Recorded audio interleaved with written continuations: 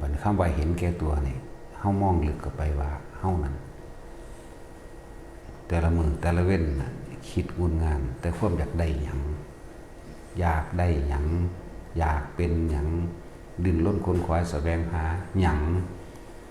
อยากได้อีหยังอยากเป็นอีหยังพยายามหาอีหยังนั่นแหละจังว่าอยากได้อะไรอยากเป็นอะไรนั่นแหละแล้วก็แม้กระทั่งว่าอยากซอยผู้อื่นนี่ก็ต้องเบิ่งผลประโยชน์ซะก่อนมันก็ให้ทานจังสิกับหาผลของทานซะก่อนช่วยเหลือผู้อื่นก็บ่แม่นช่วยเหลือดอกแต่เบิ่งซะก่อนว่าคุ้มบ่กับสิ่งที่เฮาเฮ็ดไปนะอันเอิ้นว่าเห็นแก่ตัวก็ดีนะแต่ละมือแต่เป็นคุกขี้ดิ้นรนแสวงหาบ่ได้สนไผสิเป็นไผสิตายแต่ว่าเอาเฉพาะว่าให้กูมีทรัพย์สมบัติเงินทองมากกว่าหมู่มีชื่อเสียงเกียรติยศกว่าหมู่คิดแต่ว่ากูคนต้องยอมรับกูคนต้องยอมรับกูให้ความเคารพนับถือกูทุกคนต้องฟังกูนี่ด้านชื่อเสียงก็เลยความร่ำความรวยทั้งวัตถุอย่างต่างๆก็ลดก็จะได้กว่าหมู่งามๆกว่าหมู่ดีกว่าหมู่อีกนั่นแหละคำว่าเห็นแก่ตัวก็ดีโดยบ่ได้มองให้มันสุดสาย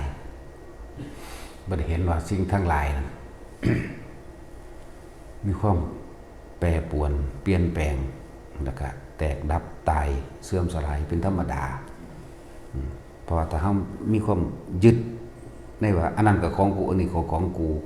เวลามันแตกเวลามันเสื่อมสลายลดเวลามันพังส้นกันมื้อนี้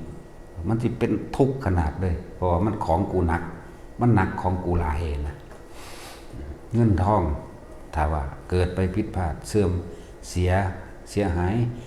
กับสิ่งใดสิ่งหนึ่งออกไปหูยมันสิทุกข์มันสิจมขนาดเลยเงินทองก็ดีบัดนี้บุคคลอันเป็นที่รักอีกลูกหลายฮักหลานหลายจังสิถ้าเขาสูญหายตายจากบาดเจ็บหรือมีเรื่องกับผู้ใดผู้หนึ่งคือต้องสนะอย่างเดียวเลยฮู้อยู่ว่าผิดเต็มแต่ว่าก็หาวิธีเอาสนะจังซี่นะคำว่าตัวกูของกูคือว่ายึดอย่างหนักยึดอย่างแบกคนที่มาฟังมาเปรียบมาเทียบกับสิ่งที่เพิ่นแสดงออกมาจึงจะเข้าใจสิ่งนี้ได้เข้าใจว่าของทั้งหลายนั่นเป็นแค่ว่าเครื่องอาศัยที่อยู่อาศัยเป็นแค่เครื่องอาศัยในการทำมาหากินการอยู่การนอนการหุงหาอาหารที่อยู่อาศัยอาหารเสื้อผ้าเครื่องนุ่งห่มต่างๆตลอดทั้งยารักษาโรคจังสิถามมาฟังเขาจึงจะเข้าใจมันจังสิผ่อนคลายออกมันจังสิยอมรับในหลายๆอย่างใดแม้ว่าสิบ่ทันได้ขาดสุดมันก็ทำใจได้ก็อาศัยความจริงคือธรรมะนี่เป็นความจริงอันนี้ทุกคนสักวันหนึ่งเขาก็ต้องจากกันสักวันหนึ่งสิ่งที่เขาหามาได้ก็ต้องเสื่อมสลายหรือแตกดับหลายๆอย่างที่เป็นเครื่องประดับประดาที่เขามาประดับห้องประดับบ้านมันแตกมันหักมันทำลายลงถ้าคนมีธรรมะคือคนเข้าใจความจริงว่าทุกอย่างบ่เที่ยงบ่จีรังยืนดอกมันก็แตกเป็นธรรมดาก็แล้วไปซะหาไม่ซะจังสิก็พอทำใจได้แต่ว่าถ้าไปยึดโอ้ไล่นี่หายากแกกันนี่หายากนาฬิกาแบบนี้เป็นของโบราณหายากเครื่องประดับประดาต่างๆแม้กระทั่งแอร์หรือพัดลมมันสิอยู่ในบ้านมันห่างมันพังมันเสียไปนี่โอ้ยมันยึดขนาดเด้แต่คนบอกแล้วก็สิโทษนั่นโทษนี่อีกตินั่นติดนี่ตำหนิผู้อื่นมั่งใส่บ่ประหยัดมั่งสารพัดจังว่ามันงกง่วนเฉพาะความเห็นแก่ตัวจนบ่เห็นความจริงอีหยังเลยนอกจากธรรมเด้อเฮาจึงจะมีทางออกคนมีธรรมบ่ติดตันอันตูบ่หมดหนทางดอกคนที่เข้าถึงความจริงคนที่รู้อนิจจัง สิ่งทั้งหลายทั้งปวงหาความจริงยั่งยืนบ่ได้คนที่รู้อนัตตาสุดท้ายแล้วก็แตกดับไปเลยแม้กระทั่งร่างกายตัวเองที่หักแสนหักห่วงแสนห่วงสุดท้ายแล้วก็บ่อาจสามารถควบคุมมันได้มันก็ปวดท้องปวดเหี่ยวปวดไทยปวดหัวปวดแขวปวดแข้งปวดขาเหมือนเดิมทั้งที่อยู่ในตัวเองแท้ๆสิภาษาหยังกับที่อยู่ในนอกตัวเองอย่างเช่นพัดลมเครื่องซักผ้าเครื่องใช้ไฟฟ้าต่างๆรถมอเตอร์ไซค์รถใหญ่หรือสิ่งของที่เฮานำมาใส่หม้อหุงข้าวไฟฟ้าเตาแก๊สมื้อนี้นั่นของนอกตัวแท้ๆของในตัวเองแต่แท้ยังบ่อาจสามารถสิบังคับได้ไปสาหยังสิไปบังคับใจผู้อื่นพร้อมนั่นทางไปก็เก่าอีกเด้เป็นทุกข์เพราะว่าอยากให้ลูกเป็นแบบนั้นหลานเป็นแบบนี้ลูกชายเป็นนั่นลูกสาวเป็นนี่หลานสาวหลานสาวหลานชายอยากให้เป็นแบบนั้นแบบนี้เด้เลยเป็นทุกข์อยู่กับความเห็นแก่ตัวเห็นว่าเป็นของกูนั่นแหละเห็นว่าทุกสิ่งทุกอย่างขึ้นอยู่กับกูนั่นแหละมันก็เลยเป็นทุกข์คนที่เฮาเคารพหลักสูงสุดคือพ่อคือแม่เนี่ยสุดท้ายเพิ่นก็ยังตายจากเฮาเองแม้เฮาก็ต้องตายจากเพิ่นเหมือนกันนั่นแหละจังว่าถ้าเฮาบ่มีความจริงที่มันรองรับความรู้สึกที่มันรองรับการทำใจเอาไว้ได้นี่มันสิเป็นทุกข์ที่สุดเลยให้มันมารองรับคือให้มันเข้าใจธรรมชาติอันใดอันหนึ่งมันก็เกิดเป็นธรรมดาแต่บรรดาสิ่งใดที่ใดมาแล้วถึงเวลามันก็เสียไปหรือแตกดับไปห่างไปพังไปนี่ก็เป็นเรื่องของธรรมดาซ่อมได้ก็ซ่อมบ่ได้ก็ปล่อยไปทิ่มไปเห็นไหมนั่นแหละจังว่าพวกเฮาเกิดมาทั้งเบิดคนและสัตว์ทั้งหลายแหละแค่ทางผ่านหากินซ้ำตายแต่ว่าคนมีธรรมใส่ครับนี่เพื่อเป็นเครื่องปลอบใจตัวเองปลอบใจตัวเองเวลาบ่ได้ดังใจเวลาอกหักผิดหวังหรือหลายๆอย่างที่มันผ่านเข้ามากระทบกระทั่งในชีวิตเห็นเขารวยหลายๆจังสิมันก็บ่อิจฉาดอกเพราะว่ามันก็แค่นั้นแหละด้วยบันไดก็ตายคือเก่านั่นแหละแค่หากินซ้ำตายเหมือนกันนั่นแหละมันก็กินแค่อิ่มเสมอกันบ่ว่ายากจนบ่ว่าร่ำรวยอย่างก็แล้วแต่ป่วยเหมือนกันเจ็บปวดเหมือนกันพัดพรากเหมือนกันสุดท้ายตายเสมอกันบ่มีอีหยังเที่ยงพลัมเสมอบัดสุขหรือทุกข์ขึ้นอยู่กับการวางจิตนะอยู่กับการวางความเห็นวางจิตก็ดีวางความเห็นวางความจริงวางตรงความเห็นวางตรงความจริงเฮาเห็นว่าโลกนี้บ่เที่ยงบ่จีรังยั่งยืนสมบัติใดๆก็สร้างเถอะเป็นแค่เครื่องอาศัยเลี้ยงชีพไปแค่รอวันตายนั่นเองแต่ว่าสิ่งที่มันบ่ตายตัวนี้เฮาบ่เข้าใจเฮาว่าจิตนี่บ่มีวันตายจิตจะมีสภาพจำจิตมีสภาพจำสภาพยึดจิตมีความรู้สึกว่านั่นก็ของกูนี่ก็ของกูก็แม่นนั่นแหละจังว่าทุกสรรพสิ่งร่วมอยู่ที่จิตเฮาเองจิตก็มีสภาพจำในความรู้สึกในความพอใจและบ่พอใจพอใจและไม่พอใจในรูปลักษณะท่าทางบุคคลมั่งสัตว์มั่งสิ่งของนั้นๆมั่ง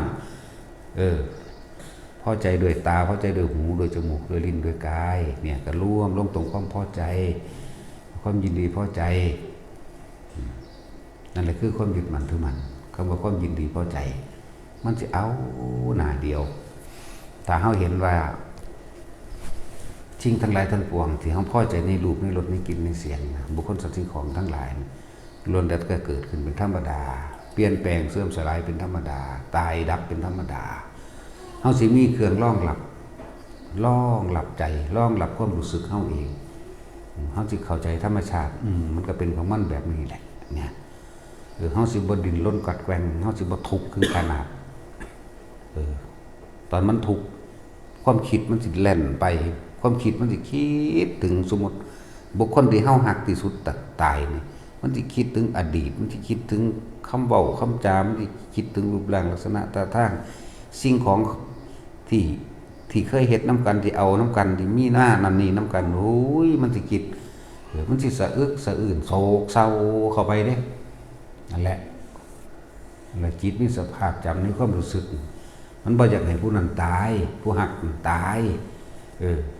ตั้งแต่หมาแต่แมวคนก็ยังไห้น้ำเลยมันธรรมดา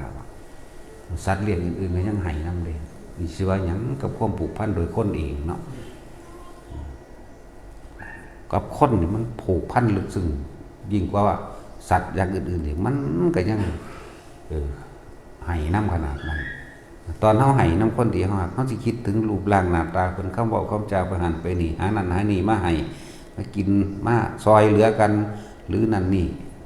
หลายอย่างที่มันขนขึ้นมาให้เกิดความเศร้าหมองให้เกิดความนั่นแหละคือความบ่ทันไม่ทันความยึดมั่นถือมั่นบ่ทันอารมณ์ความรู้สึกที่มันผูกมันมัดมันลัดเอาไว้อารมณ์ตัวนั้นผูกมัดเลยเกี่ยวข้องอย่างชุดซึ่งจึงเรียกว่าอาสาวะนั่นเองเกี่ยวข้องในสิ่งที่มันสูญเสียไปแล้วบ่ควรคำนึงเขาบ่ควรที่ตราตรึงบ่ควรที่เขาไประลึกถึงให้มันเกิดความยึดมั่นถือมั่นมากกว่ามันเลยลืมยากอาสาวะก็คืออารมณ์ความรักใคร่พอใจที่ยังคล้องอยู่ที่ยังเกี่ยวอยู่กับสิ่งทั้งหลายทั้งปวงที่มันมีเกิดเป็นธรรมดามันก็ต้องมีดับเป็นธรรมดาหรืออาสวะขยับถ้าบุคคลล่องลับเรียกว่าญาณแปลว่ารู้ญาณแปลว่ารู้ล่ะรู้ว่าสิ่งใดสิ่งหนึ่งก็เกิดขึ้นเป็นธรรมดาสิ่งนั้นก็แตกดับเป็นธรรมดาเพราะมีอย่างกิรังอย่างยืนแม้กระทั่งกายของตนเองตัวเราเองก็จักตายเช่นกันตัวเราเองหาความกิรังอย่างยืนบ่ได้ตัวเขาเองบ่อาจสามารถบังคับความหิวความร้อนความหนาวเจ็บไข้ไม่ได้ป่วยไม่สบายล่องหลับคือหลับล่องหลับคือถ้ำมาล่องหลับคือความจริงมาล่องหลับเห็นให้เขาว่างใจคลายใจไปถ้ามันปวดก็หายาไม่กินนะถ้าว่าหายก็ต้องทำใจลงทำตามธรรมชาติเดี๋ยวสุดท้ายมันก็ต้องตายอยู่ดีเขาทำใจเอาไว้จังว่าการที่ว่าเข้ามาปฏิบัติธรรมทั้งหมดก็เพื่อให้รู้ความจริงอันนี้แหละความจริงสัตว์ทั้งหลายเวียนว่ายตายเกิดเพราะความไม่รู้ว่าตัวเองนั้นยึดมั่นถือมั่นผูกพันยึดติดมีความอาลัยอยากได้ดังใจอยากให้เป็นแบบนี้นะถ้าสัตว์ทั้งหลายได้ยินได้ฟังธรรมแล้วน้อมความจริงแนบน้อมสิ่งที่เพิ่นแสดงออกมาว่าถ้าอยากออกจากทุกข์จากความยึดมั่นถือมั่นออกจากความเห็นแก่ตัวออกจากความมีตัวตนก็ต้องเห็นลึกเข้าไปในสิ่งตัวเองกำลังอยากอะไรได้อะไรตัณหาคือความอยากบ่อยากให้ผู้นั้นตายบ่อยากให้ผู้นั้นเป็นแบบนั้นอยากให้คนที่สร้างตายอยากให้คนที่หักอยู่นี่ยึดความอยากของกูนี่เองตัวนี้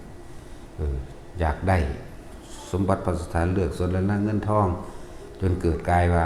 ไปลักไปปล้นไปจี้ไปหาวิธีการโกหกหลอกลวงให้เขาเสียชีวิตให้เขาทรัพย์สินมั่งสารพัดมันก็ลึกก็มาเห็นกูอยากได้นี่แต่เฮาอย่างหนึ่งมา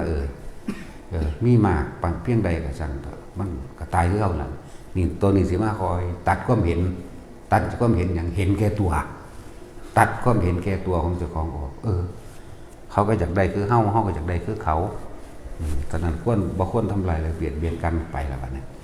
มันก็เริ่มเห็นละเริ่มว่าตนเองสร้างอิทธิพลให้ตนเองหามาเพื่อที่สร้างอิทธิพลตนเองหามาเพื่อบังคับผู้อื่นบ่ได้เห็นความทุกข์ยากลำบากลันทดของผู้อื่นเด้นั่นแหละคือความเห็นแก่ตัวบัดนี้เฮาถอนความเห็นกับตัวบ่ได้อันใดที่มันเฮาพอช่วยเหลือผู้อื่นได้ก็ช่วยไปเดี๋ยวบัดนี้ให้โดยไม่หวังสิ่งใดตอบแทนนั่นแหละแต่ละมื้อแต่ละวันคิดแต่สิเอาลองแต่ละมื้อแต่ละวันคิดแต่สิเฮ็ดให้ผู้อื่นมีความสุขสบายคิดแต่สิเฮ็ดให้ผู้อื่นเห็นความจริงเห็นธรรมคิดตั้งว่าเฮ็ดจังใดคนพวกนี้สิเห็นอริยสัจสี่เห็นทุกข์เห็นเหตุแห่งทุกข์ของเขาเฮ็ดจังใดเขาสิออกจากทุกข์ได้เคยจังใดเขาสิไปนิพพานได้นอนลองคิดเบิ่งจังซี่น้อยแต่ว่าแต่ละมื้อง่วน หาขมุกขมุมอยู่เฉพาะตนนั่นแหละเวลาบ่ได้มาก็บ่พอใจด่ามีเรื่องมีเล่ากันไปเรื่องเป็นความกันแต่จังซั่นลองคิดออกมาว่าในโลกนี้บ่มีอิหยังเป็นของเฮาจักอย่างเฮ็ดจังไดเฮาสิเฮ็ดให้บุคคลสัตว์ทั้งหลายนี่พ้นออกจากความเห็นแก่ตัวพ้นออกจากการเวียนว่ายตายเกิดเฮ็ดจังไดเขาสิมีกินอย่างน้อยก็ยังดีเฮ็ดจังไดครอบครัวนี่สิมีอยู่มีกินเนาะเขาจังสิเอาตัวเขารอดเนาะครอบครัวนี่เฮ็ดจังไดคนนี่สิพ้นออกจากความไปยึดมั่นหม้องนี้เนาะทุกข์หม้องนี้เนาะแต่ละมื้อแต่ละเว้นมันคิดจะคนอยู่บ่แนวจังสินั่นแหละสละออกดูความเห็นแก่ตัวทั้งหลายแล้วเบิ่งใจเจ้าของแต่ละมื้อแต่ละเว้นกูเข็ดตั้งแต่ความอยากเป็นตัวตนเฮ็ดต่ออยากได้เป็นของเจ้าของกับแต่ละมื้อแต่ละเว้นมีแต่อยากให้ผู้อื่นมีความสุขมีความสบายบ่ให้เดือดร้อนบ่ให้เจ็บไข้ได้ป่วยเฮ็ดจังได๋น้อคือเฮ็ดให้คนพวกนี้พ้นออกจากความเจ็บป่วยมั่งพ้นออกจากความทุกข์ยากจากจุดหม้องนี้มั่งเฮ็ดจังได๋น้อคือเฮ็ดพวกนี้ได้เรียนสูงหรือว่าให้เป็นคนดีได้มั่งน้อเฮ็ดได้น้อนี่มันมีอยู่บ่กันนะนั่นแหละแต่ว่าพวกเฮาหันเข้ามาส่วนมากมันได้เฮ็ดเพื่อตัวเองนั่นแหละ